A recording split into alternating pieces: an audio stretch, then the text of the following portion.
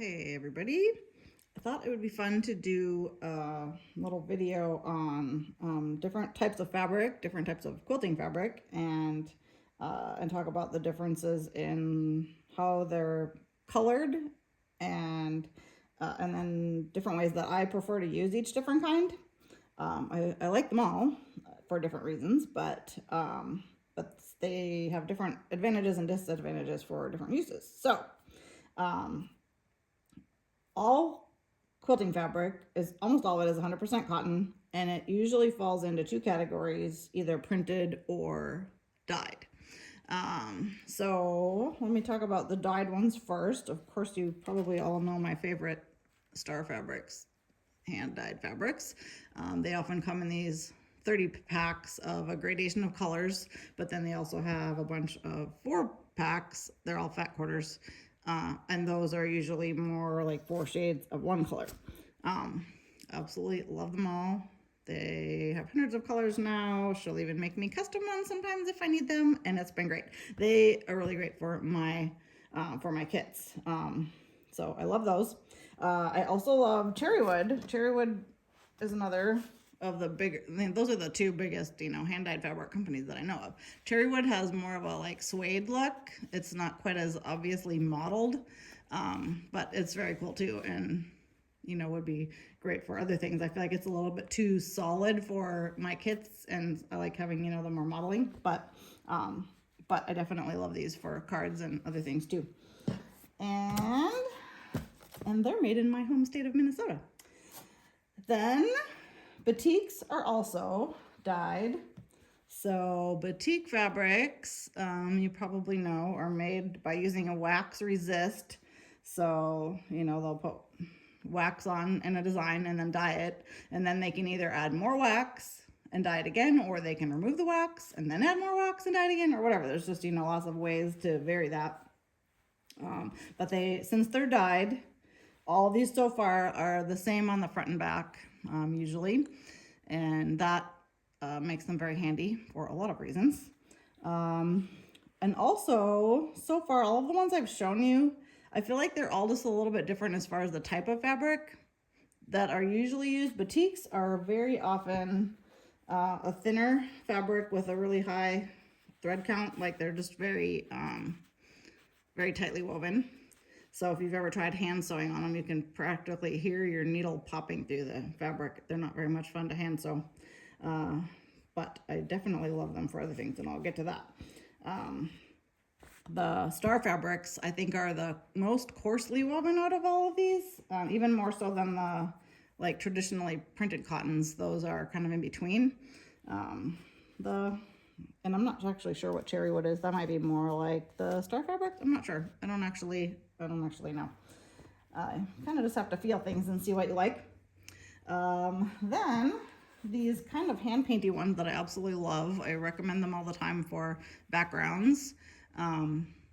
They are also dyed, but they're technically not batiks. They're probably sold, in the batik section, but they don't necessarily need the wax resist part, which is, I think, the definition of batik. I think these are often made by, hanging the fabric up and pouring the dye across the top, and then it drips down. That would be actually really fun to do sometime, or it can be done just with them laying flat. Also, it'd be a fun thing to try, hand painting fabric, to try to mix some of these.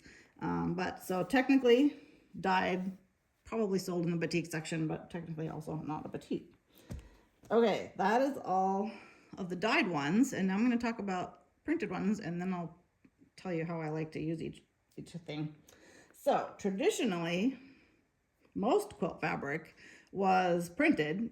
The hand dyes are, relatively new, and batiks are relatively new, and in the quilting world anyway. And the traditional printed fabrics are, have been around a long time. And traditionally, they've been specifically screen printed. So that means, a screen is basically a stencil with a sheer fabric across the holes in the stencil. And because of having that sheer fabric, you can do more detailed designs than you would be able to do with an actual stencil. because the stencil has to all be connected, right? All the pieces have to be connected or it will fall apart. But with a silkscreen, you can have something in the center of a hole basically, or whatever. There's just a lot more options for details. And so if you start to think about this, you can usually tell by looking at fabric if they were screen printed or not. But I purposely grabbed a bunch of very detailed ones. These, have a lot going on, but they had to make a screen for each one of those colors. I learned in my fabric design class that they usually try to max it out around 18 colors. And I think I found one. I think this one had 18. So you can tell by those cool dots on the selvage, and they're getting definitely creative. I think I counted 18 on this one. And so that would be each of the colors, each of the screens. They had to make a screen for each one of those colors. And then I'm sure they have an order that they print them in, but they actually have to run, the fabric through each of those screens. So the way fabric is designed on the computer has to be done very differently. You could think of it like applique rather than painting. So if you're painting, you can have all kinds of shading and things blending and whatever, but with applique, you have to cut out a shape. And you can simulate some blending if you cut out several shapes that were really close together, colors close together. But you still have to do it, unless you're going to add paint, you still have to do it with solid shapes. And that's what screen printed fabrics are. They always have solid shapes. But yeah, they're getting to where they can add quite a bit of detail still with that method. But also, digitally printed fabrics are becoming more and more popular. So, but yeah, I purposely grabbed a really intricate, I think these are Tulip Pink, this one anyway. That's very detailed and tiny for screen printing, and I'm not 100% sure, but I would suspect it is, because I can definitely see the solid colors and the solid shapes in there. It's getting harder to tell. But digitally printed can be just absolutely anything. There's unlimited colors, unlimited shading, whatever. It's just like, anything you could print on your printer at home, you can, they can print on fabric now, photographs and everything. And it's, just the technology continues to improve. But sometimes they can be a little bit muddy looking because the inks all can kind of blend together, but I'm not really sure why. I guess it's just because there's more possibilities for more going on, and it depends on the design. Like this one, it's cool too. It doesn't necessarily look muddy. It's pretty bright. A little bit though, but they're lots of fun. There's, detailed designs that they couldn't do with screen printing. So let's see, that's kind of the basics. I grabbed a couple polka dots. So I would guess that this purple one is screen printed, and I would guess this one's digital because it's just got a lot more shading and detail. But it's not 100% for sure. Like, I don't know for sure all the time, but that's the basic idea. So the obvious main difference between the two is whether or not they're the same on both sides and the die goes all the way through. So when I'm doing my collage, so here's a couple like just little collage pieces. With darker fabrics in particular, you can see there's a white edge on these, and so those are printed fabrics. And then the batiks, even this really dark one, there's no white edge, and I don't have to worry about which way I lay it down. Like with these, I have to carefully make sure I lay them down right side up, or I'm gonna get that, which is fine if you want that. You can use fabric upside down. Sometimes it's perfect. But anyway, batiks are great for collage, but I'll still use these. I'll show you a picture in a second of what can happen though. But I definitely do still use them. And lighter colored fabrics aren't going to be as obvious of that. So another main difference is the thread count thing. Batiks are thinner and more tightly woven, and so those are great for bindings on my greeting cards. I really try to use, I don't stick to that always. I'll use regular cotton quilting fabric if that's what matches the best, but it's much easier. Like batiks fold almost like paper when you're wrapping them around the edges, and with such a tiny thing, you can definitely feel the thickness of the regular cotton fabrics. But for the most part, you can do anything with any of these. Oh, another thing that the thinner ones are great for is applique. And the fact that they are tightly woven makes them fray less for raw edge applique, which is pretty much the only kind I do. Not completely, but mostly.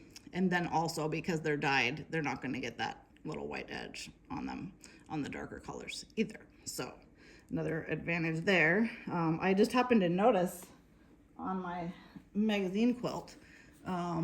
So this is a case where the middle third of this quilt is a printed fabric, and that was the third of my background, so it was quick and easy. And then I covered up the edges with collage, because I collaged the bottom half and the top half, and I covered up the edges of that piece. But some of the pieces that I used in the collage were also printed, and you can really see, like, you can see some pretty sharp edges right there.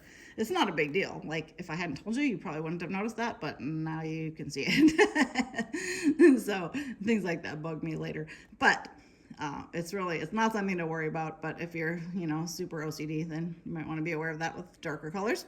But again, I still use them. I'll use everything for something or another.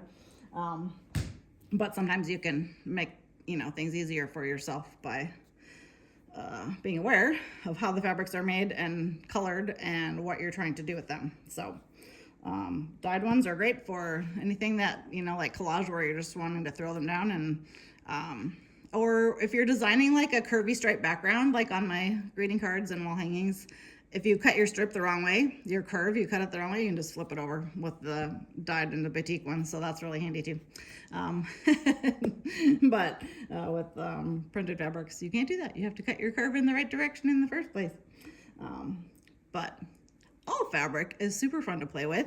Let me know if you have any thoughts or questions, or something that I missed and didn't cover. Actually, let me look at my little notes really quick. Let's see. I think I kind of got it. So anyway, that'd be fun to go over different types of fabrics and how they're printed and woven and how I use them.